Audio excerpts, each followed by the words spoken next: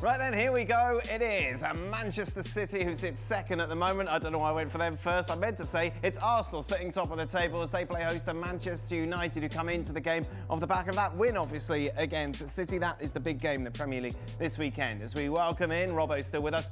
Julien Laurent joins us as well.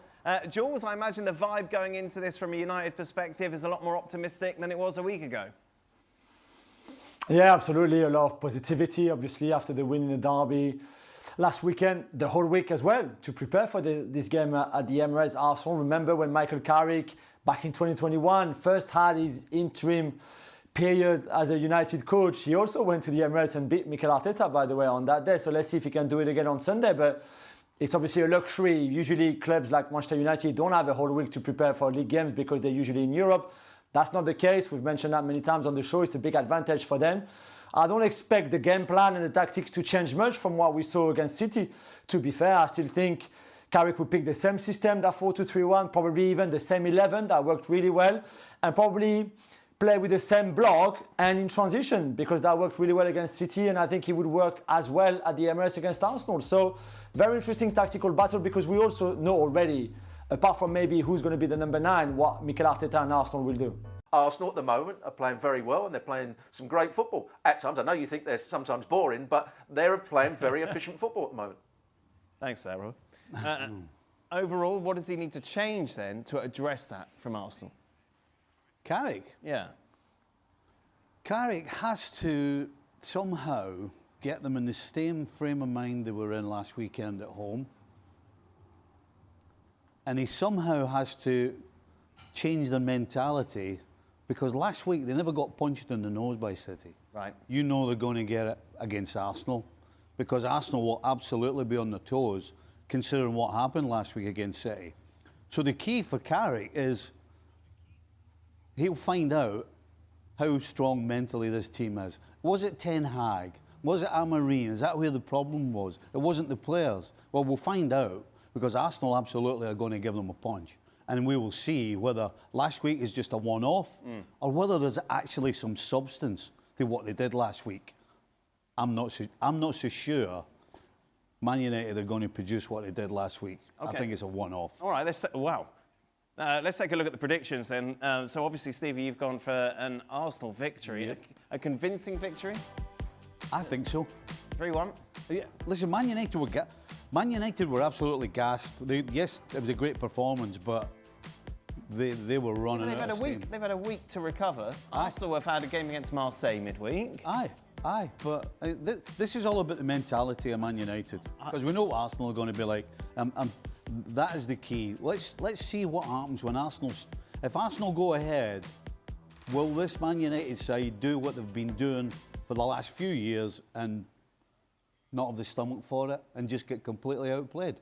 I just think, Robbo, you've gone for 3-1 as well. What we've seen from Arsenal in big games is that they don't exactly then push on. The exception, of course, being Aston Villa. But apart from that, it seems when they play big teams, they're 1-0 up and then they kind of sit on that. They don't really go for it. For them to score 3 goals would kind of go against the trend, wouldn't it? I wouldn't say that's the case. They've done it in Europe against some of the big teams. They've done it against Aston Villa, as you've just said. There's been 1 or 2 games against Man City when they've been quite defensive. Against Liverpool on occasions they've been quite defensive. But I just think Arsenal have enough about them to break Manchester United down. And Stevie's absolutely right. It all depends on the attitude of Manchester United. Manchester United on one-off games. They won the cup final against Man City with a performance that you hadn't seen from any stage. They won last year at the Emirates in the FA Cup when Amorim was the manager and they didn't look like winning any games. So they can put out a good performance every so often. Can they do it 2 weeks on the trot? I'm not sure they can, and I think Arsenal just have too much for them. They will play at too high a tempo, they will win the ball back quickly, and Man United won't be able to play on the counter-attack as they did so easily against Man City last week. Meanwhile, Jules, as we know, has got a big allegiance to Arsenal, so this is just calling your bluff, isn't it, Jules? 1-1? Yeah. No, what worries me the most is that you and I have the same prediction, which it can't be good from on my side, obviously. Hey, but, Jules, it's all right. We know better than these former players. Right, what do they know? You're right. I think the quite fascinating thing about this game as well is what Arteta's approach. We know how much he loves the control. We know, and we saw that against Liverpool, for example, really recently, where I think at times he would prioritize making sure you don't lose the game instead of trying at all costs to win it and expose yourself defensively maybe and risking to losing it. And I wonder if in this game, for example, because he will fear the transitions of United as we've just explained, as we saw against City, but the boys are right, this is a much better Arsenal team than the City team, and especially in defence. But I think he might be a little bit risk averse with the ball, which already, as we've also said, is not this season the biggest asset to go for it and put a lot of body forward, for example. And I wonder if to make sure that Bruno can't find a pass, that Ahmad or Mbomo or Dogu can't run in behind, if he will be a little bit more cautious from the start. Maybe a bit differently in the second half, but maybe from the start. And that's why I think he might even be satisfied. I know you play to win all the time, obviously. But let's see how the game goes, and I think there could be a draw in here. Yeah, Robbo, that's what I said. Yeah, well, you did say, but then what do you know? Anyway, Jules, I trust, but you, I'm not so sure.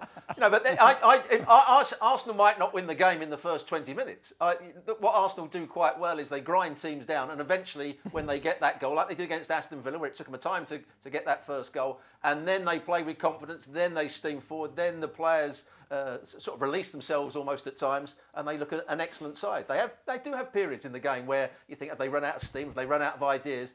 But when they get their confidence and they have a good moment in the game, they then start to really put pressure on the opposition. And I think they're going to do that against Manchester United. Elsewhere, a game that we shouldn't really be talking about, but we are because of the form of the hosts, is Manchester City against Wolves. Surely not. Considering what's happened to City of late, though, it does have us asking the questions. Here's Pep Guardiola. Absolutely. The best team right now in the world. So look in Champions League, look in the Premier League, look in FA Cup, in Carabao Cup. So it's the best team right now, and hopefully we can be close and getting better, and give us one chance, to catch them. You mentioned recently the spirit is there in the team. Is that still the case? Is that still what you're seeing in the squad? Are they all upbeat and happy? Yeah. I have an extraordinary team, an extraordinary group of players. And we are all together. We are a fantastic football team. I don't have any doubt about that. Doesn't suit him, does it? Which bit doesn't suit him? Sarcasm. Doesn't suit him. You think that's who it was? He was talking about Arsenal being the best team in the world at the moment. That is maybe a discussion for another show. But I want to talk about this spirit, Robbo, and it's something that City fans have questions, given their lack of oomph, if you like it, in the derby, obviously the way they lost in Norway as well. Yes. Is there a lack of team spirit? Is there a lack of determination? They were very poor against Bodo Glimt. They just didn't perform. And it's, again, the same back four almost that played against Manchester United. And if you have struggles defensively, and Manchester City had it in both those games where they just didn't look athletic enough, they were run past too many times, there was too many spaces in between their defenders, there was too many spaces between each block of defenders, it gives the opposition loads of encouragement. And then you start to wonder, do I close down, do I drop off? We talked about structure earlier on in the show. There was no structure about Manchester City in the last two games. And when that's the case, you're easy to play against. And they've been easy to play against in the last two games. So it looks as though you're not trying. I don't think any players are not trying. There's a lack of spirit. They just haven't played very well. And there's not been enough structure when they haven't had the ball. Yeah, I can't argue with that. Yeah, holes in the middle of the park and holes at the back. I mean, that's you ain't going to win games, regardless of the opposition, if you're consistently leaving holes in the middle and the back, and all you're doing is encouraging the opposition to get at you, because as soon as you've turned the ball over, they're all rubbing their hands. They can't wait to get at that perceived weakness, which is the back four. What are they saying about Pep, Jules, back in the UK? That sarcasm, it's funny that Stevie talked about the sarcasm, because we could have showed more clips from his press conference today. He was full of it.